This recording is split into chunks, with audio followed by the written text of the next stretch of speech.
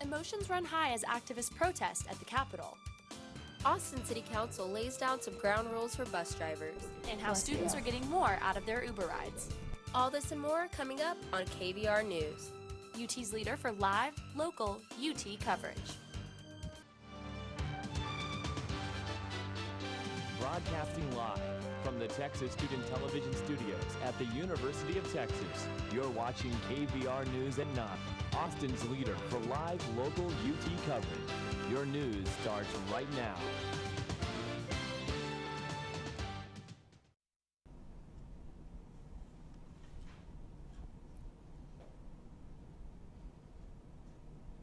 Good evening and welcome back to KVR News for Monday, September 21st. I'm Avery Travis. And I'm Cinnamon Cornell. Thank you for joining us.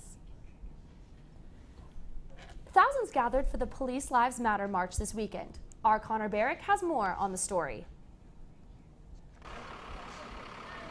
Austin, Texas, a city known for its fun and unique environment, took a more serious note this weekend when thousands came out to support the Police Lives Matter March. Former police officer John Shaughnessy attended the march and weighed in on where he thought the problems of harassment towards officers were beginning. I see a lot of disrespect from people towards law enforcement. People are just not listening to them. And they're refuting whatever request a lot of the law enforcement are implying to the public.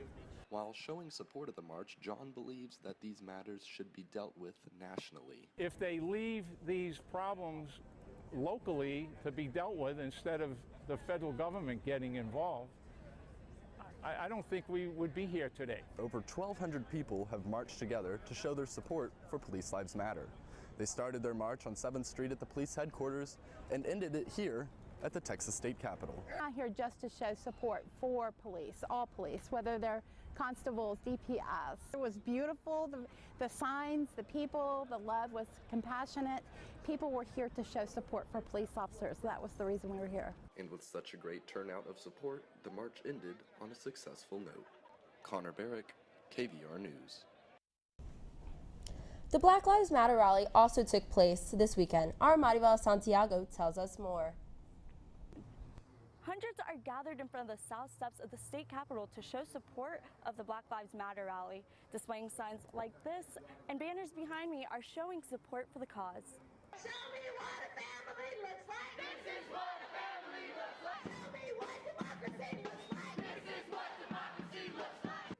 In light of the Black Lives Matter movement, a crowd of about 300 people gathered around the heart of the city to raise awareness of unnecessary violence towards blacks in America. With the murder of Larry Jackson Jr., we have our own Trayvon Martin, we have our own Tamir Rice, we have our own Mike Brown here in the city of Austin. Activists who spoke at the rally wanted supporters to not only focus on recent events of police brutality, but to also be active parts in city council meetings and Austin organizations. I'm here to support this movement because corruption is running rampant through the police departments in America, and what I'm here to do is bring justice and try to stand up against corruption. While the Black Lives Matter rally was present on one side of the Capitol, a rally against police brutality was held at the other end. Tell me what community looks like. This is what community looks like. And despite the rallies happening simultaneously, none of the two interfered with each other. I just want those people, the Police Lives Matter or the All Lives Matter people to understand we're not against the police. We just want to bring attention to what's going on in our communities. That's been going on in our community for the past 400 or 500 years. Maribel Santiago, KVR News. According to a study by the Institute on Domestic Violence and Sexual Assault has become more pervasive in Texas since 2003. The results indicated a 3% increase in sexual assaults among adult Texans, up from 13% in 2003. The increase means that 6.3 million of adult Texans have experienced some form of sexual assault during their lives. The statewide survey drew on a sample of 1,200 adult Texans drawn randomly from landlines and mobile phones. The Austin City Council has voted to continue Megabus operations here in Austin. However, the council added conditions to their permit, including requiring signs for bus riders to be respectful of neighbors and be quiet after 10 p.m., although they are currently located on campus at Whitus Avenue. They have plans to move the bus stop to San Jacinto Boulevard and 15th Street, allowing for a more convenient location with an indoor waiting area. Austinites are no strangers to riding share apps like Uber, but a new use of the popular app has some drivers wondering who or what is in their back seat. Need a ride? Request it, hop in the car, and reach your destination, all from your smartphone. It's really nice to have because it's so convenient and they know where they're going and you can plug in where you're going and not have to worry about handling money. But some students have found another use for the popular ride-sharing app. We texted him and asked if he'd be willing to go to the local convenience store and get us beer. And we gave him a credit card and he could buy whatever he wanted. He got there, we gave him the credit card, he went and brought it back, and then that was the end of it. Drivers across the U.S. have seen this phenomenon, tweeting that they had delivered everything from food to expensive equipment. Other drivers expressed concern over what they were delivering. I would first ask him what kind of product it was and see if I was comfortable with it or not, and if I wasn't, I probably wouldn't deliver it for them. While Uber says the app was intended to function as a passenger pickup and drop-off service, nowhere in their terms of service does it say anything about using it for deliveries. Services like UPS and FedEx say they are not worried about the competition. FedEx Vice President Mike Glenn told USA Today that they feel pretty comfortable in terms of our strategy going forward and our ability to serve the e-commerce market and our customers. Representatives has passed a bill blocking Planned Parenthood funding. The measure passed 241 to 187 in the House, and if passed by the Senate, Planned Parenthood will be defunded for more than a year. The action on the bill surfaced after the Center for Medical Progress released a series of controversial videos showing Planned Parenthood harvesting fetal tissue for profit. The measure must make it out of Senate and the House before it can become law. And there's already question whether that it will face opposition from Democrats in the Senate and from the White House. According to Secretary of State John Kerry, refugee acceptance in the U.S. is said to increase to 85,000 in 2016 and up to 100,000 in 2017. The U.S. currently has a worldwide cap of the number of refugees visas it can distribute to 70,000. This results from the Obama administration being pressured to accept more Syrian refugees. Syria alone has 4 million people in the U.S. refugee camps outside of the country. Still to come, the university welcomes its 29th president. What's next on his agenda? And how the city of Austin is celebrating National Hispanic Heritage Month. All this and more coming up on KVR News.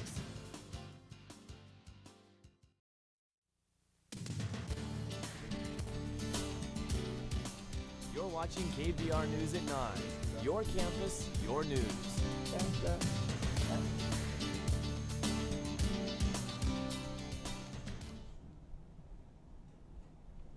Texas Land Commissioner George P. Bush has been out of the state or otherwise off of work nearly half the time since his father, Jeb Bush, entered the Republican race for president. The Houston Chronicle took a look at Bush's calendar, agency records, and social media accounts to determine the personal time he took related to the presidential campaign. Despite pledges to remain focused on his elected office, Bush took personal time 23 of the first 50 work days since his father announced his bid on June 15th. According to the newspaper's analysis, Bush took dozens of smaller chunks of time off, adding up to 8 more days. However, a spokesman for the Texas Land Office, Brian Preston, disputes the Chronicle's examination, claiming the story was based on opinion, not facts. From mid-September through October, the Latino community celebrates its culture through events and festivities. To celebrate its first year at UT, the Mexican American Studies Department kicked off its official first Hispanic Heritage Month event. Reporter Cassandra Jaramillo gives us the recap.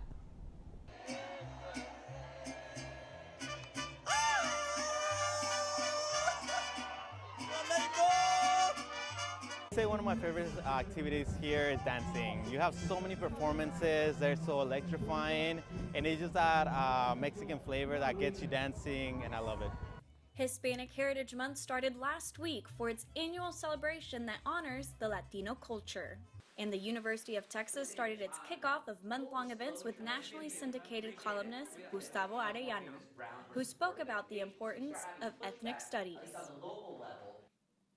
Ethnic studies has received pushback in other states, but Arellano, who teaches Mexican American studies, says it's because those opposed are misinformed. People are afraid of ethnic studies because they think it's somehow seditious, that the people who enroll in these classes or major in these programs, that they're going to become anti-American and not want to learn about the history of the United States. But those people who criticize have obviously never been to a Chicano studies class. They would learn that it's all about the history of the United States, except through the eyes of Mexican Americans, through their perspectives, and through their hechos. It's the special hechos, achievements, and events that bring a community closer for the month. Ese grito mexicano no se escucha. No existe. Cassandra Jaramillo, KVR News. Homecoming is a week of events that celebrates diversity on UT's campus. Lauren Hubbard has more on the story. The Black community started their homecoming weekend off with a bang in Hogg Auditorium Friday night. Fraternities and sororities competed in a stroll-off that showcased past and future dances.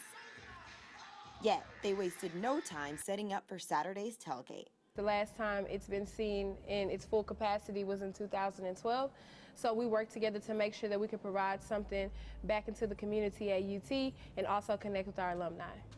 Students and alumni reunited by the MLK statue, waiting for sausages, burgers, and chicken that the members of Omega Psi Phi fraternity barbecued.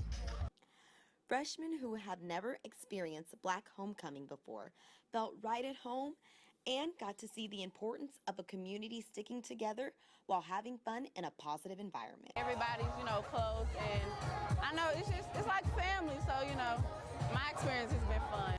The Black homecoming weekend concluded with all the fraternities and sororities strolling together as a unity and representing their colors, university, and the Black community. In a colorful ceremony filled with presidential symbols, President Fenis formally took office. This marked the University of Texas's 29th presidential inauguration. The president was given several gifts, including the official ring of the University of Texas. The culmination of the ceremony featured the president's first State of the University address. President Fenis spoke of the university's future and what to expect from him as president. Earlier today at UT, President Greg Fenis was interviewed at the Austin Club by Texas Tribune CEO Evan Smith. The conversation started off a discussion of now former athletic director Steve Patterson and his sudden resignation that hit news early last week. After standing by the claim that Patterson in fact resigned and wasn't fired, Fenis and Smith discussed campus carry, the admissions process, rising tuition prices, and student debt. Austin is known for its original cuisine and popularity in food trucks, but should that transfer to our own campus? Our Cortland Cole tells us student government's initiative to spice up campus dining. After 70 years in the making, food trucks on campus may finally come to life on Speedway Plaza. Student government's initiative SG Listens resurfaced President Rainey's initial talks of diversifying on-campus dining. Student government now is just kind of expressing support for the student body to recognize the students on campus do want those increased food options, and then kind of, it gives a way for administrators to know that there is wide student support, and hopefully it can kind of push the project along. Trucks come to campus, unfortunately, is not up to us. Aramark controls the vendors and services that come to UT. But don't worry, Longhorns, businesses like Pete's Harry's and Torchy's have been brought up in recent talks. The addition of food trucks comes with the overhaul remodeling of Speedway. We talked to the manager of Cow Tipping Creamery, a local food truck, about what it would take to work on campus. I think it would be very interesting if they did a rotating food trucks throughout there to keep it nice and fresh on there, because it's hard to keep it one spot and definitely powering your work and worrying about on the truck. Cortland Cole, KVR News. Well, this heat definitely calls for some ice cream trucks on campus. Our Maricel Cardoso is live in the studio with this week's forecast. What does this week look like, Maricel? Forecast after the break.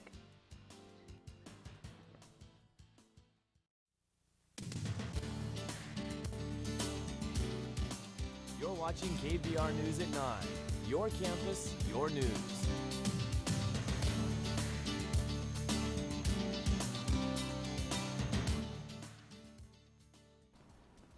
Welcome back to KVR News. I'm Marissa Cardozo. There have been unusually high temperatures despite it being fall already. These are expected to continue well into October. This weekend was warm and sunny with little to no clouds. If you enjoyed this weather, you're in luck. The sunshine is expected to continue this week. Today, there was a high of 95, a low of 73, and mostly sunny skies. Tuesday, expect about the same. High of 95, low of 72, and sunny. Evening temperatures will decrease a bit as the week goes on. Wednesday, there will be a high of 94, low of about 70, and sunshine. Mostly sunny on Thursday as well, with a high in the low 90s and a cool low around 69. Keep your sunglasses handy for the weekend. Saturday and Sunday are expected to both be partly sunny with highs in the low 90s and lows in the low to mid 70s. Perfect for watching the Longhorns play that afternoon. In short, a sunny week with warm temperatures. Live in the Weather Center, Marissa Cardozo, KVR News. Thanks, Marissa Bell. College Press Box's Matthew Adams will be in the studio to talk Longhorn sports after the break. Stay tuned.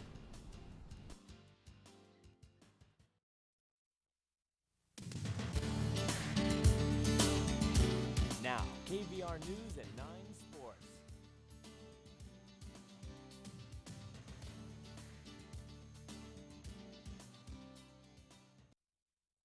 KVR News.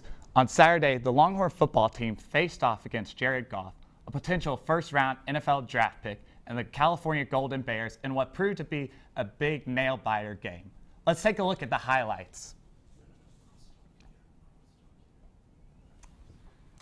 So tell us a little more about what happened at the game. Well, I unfortunately left a little bit early. Oh, you're fine. Well, unfortunately, a lot of fans left the game early. It's 45-21 in the fourth quarter. Thinking it was over. Yeah, everybody down by 21. You thought it was over, but Gerard Hurd carried that offense and got some running attacks going, got the running game going with Donta Foreman and Jonathan Gray. Defense stepped up, got a few critical stops. Unfortunately, came up short with the missed extra point by Rose. Despite the end that we do have a quarterback now. We do, and there's a lot of potential going forward with him. The fact that he set the all-time UT record for a quarterback with total yardage, something Vince Young and Colt McCoy, it took them a while to do. So we'll see if he can carry this going into the Oklahoma State game and a tough stretch here with TCU and Oklahoma coming up. And so what do you think our chances are for next week?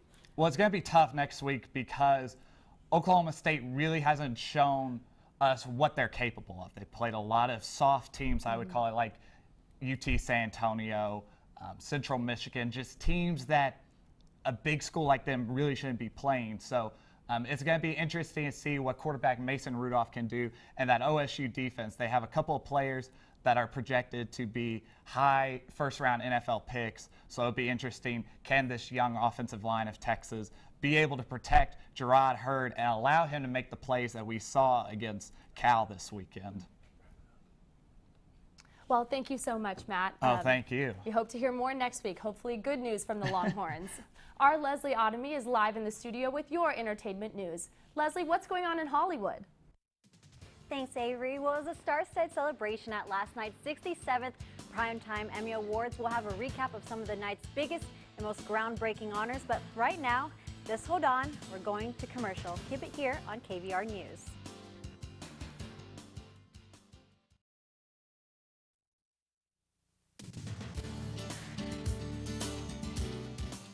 Have a news tip or story idea? Call the KVR News tip line, 475-8181.